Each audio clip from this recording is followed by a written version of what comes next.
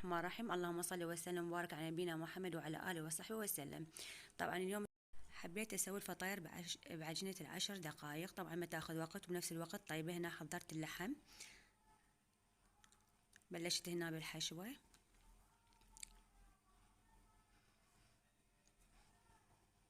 ضفت البصل.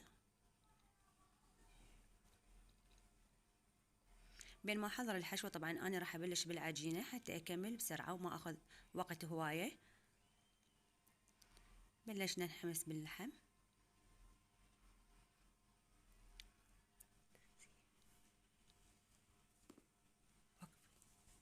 باللحم ضفنا هنا التوابل اللي هي فلفل اسود فقط.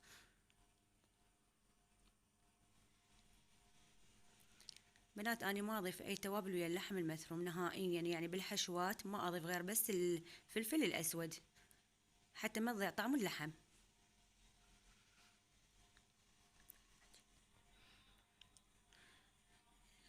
ضفت شوية هنا ملح. راح نبلش هسه بالعجينة.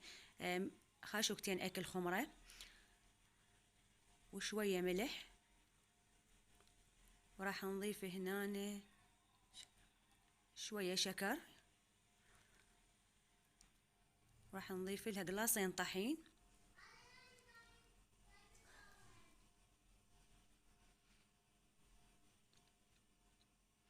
نخلط بيها شوية العجينة المواد الجافة. راح نضيف قلاصين مي ونتركها مدة يعني أقل 10 دقائق. بعدين نضيف باقي المكونات.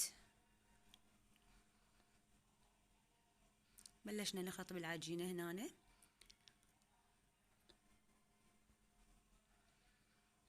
بنات والله كلش طيبة وسهلة وما تاخذ وقت نهائيا.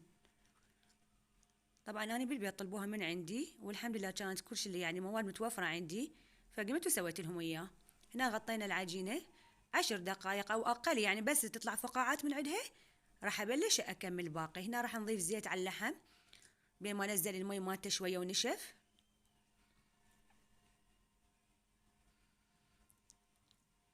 ضفنا هنا معجون لان طلعت الحشوة خليت نص عليها معجون ونص بدون معجون. راح هنا نضيف باقي المواد. باعوا شلون صارت؟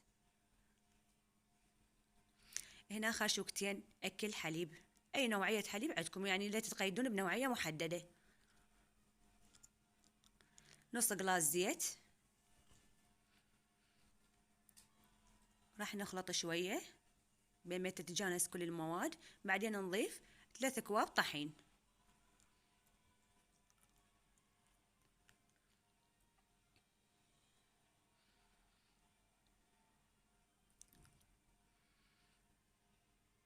هذا الثاني شوية شوية نضيف حتى ما تتعبنا. بعدين راح نعجن بدينه.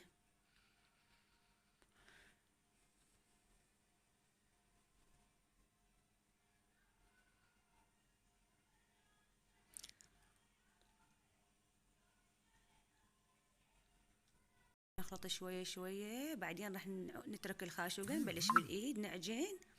راح تطلع طبعا عجينة كلش هشة وما تتعب نهائيا. نتركها دقائق بين ما نحضر باقي المواد، نحضر الغراض اللي راح نستخدمها، القالب ندهنه. أنا بالنسبة لي استخدم ورق الزبدة. نبدي شوية نعجن نتركها هنا. راح نرجع نغطيها.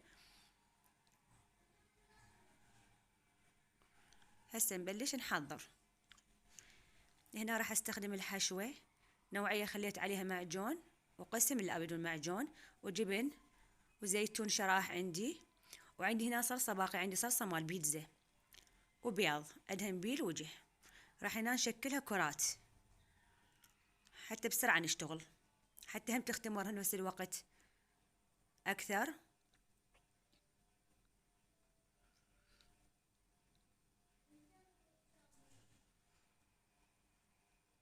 هنا كملنا.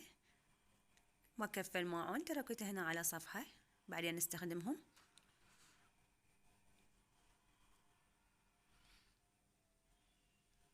بنات والله جربوها كلش طيبة، يعني بالنسبة لي يعني تفيدنا بالسحور بعصرية وجبة عشاء وياها فد شي. هنا راح ادهنها. بقيت لكم عندي هنا باقي مال صلصة البيتزا هاي صلصة جاهزة مال بيتزا استخدمها. راح نضيف حشوة من اللحم،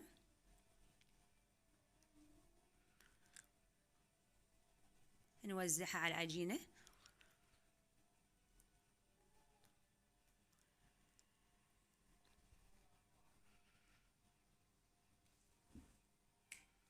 راح نضيف الزيتون الشرائح وياها جبن. هنا شكلناها يعني بعدة أشكال، يعني مو نوع واحد، وانتو بكيفكم بعد شلون يعجبكم تسووها. هنا هذا النوع الثاني شكلته عباك صمونة لزقت عندي لأنه ما خلى الزيت نسيت. هذا النوع الثاني، هذا شكل السمكة.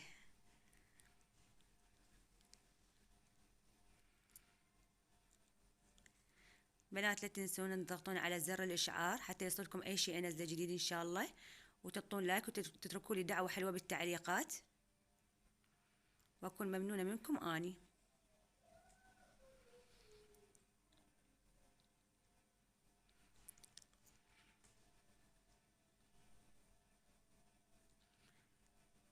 راح نبلش هنا نشكلها شكل السمكة.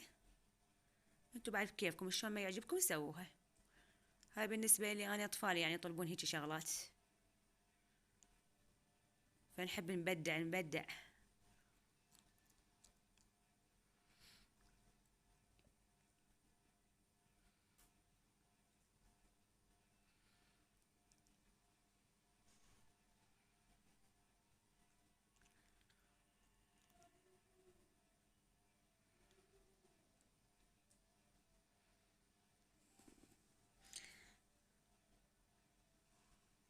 هنا هذا النوع الثالث اللي حبيته من أسوي، هم كلش حلو شكله، ويسوي وهس الأكل أصلا، يعني الواحد يغير شوية ينوع، مو نوعية واحدة، وأشياء بسيطة وسهلة يعني ما تاخذ وقت ومو متعبة.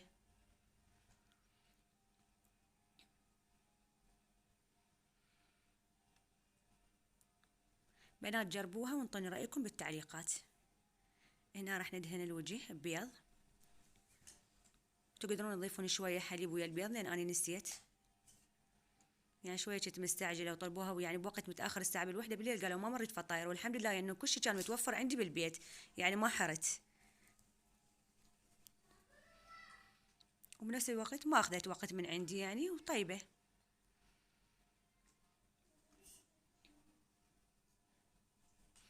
راح ندخلها الفرن على درجة حرارة 200 من جوا دقائق، يعني 10 دقائق، بعدين نصعدها للأعلى. وهذا شكلها النهائي. سهمكم العافية حياتي.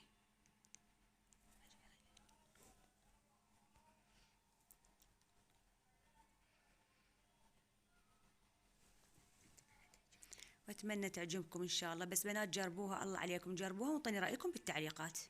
كلش طيبه، وخاصه يعني اللي عندها اطفال كلش راح تفيدها.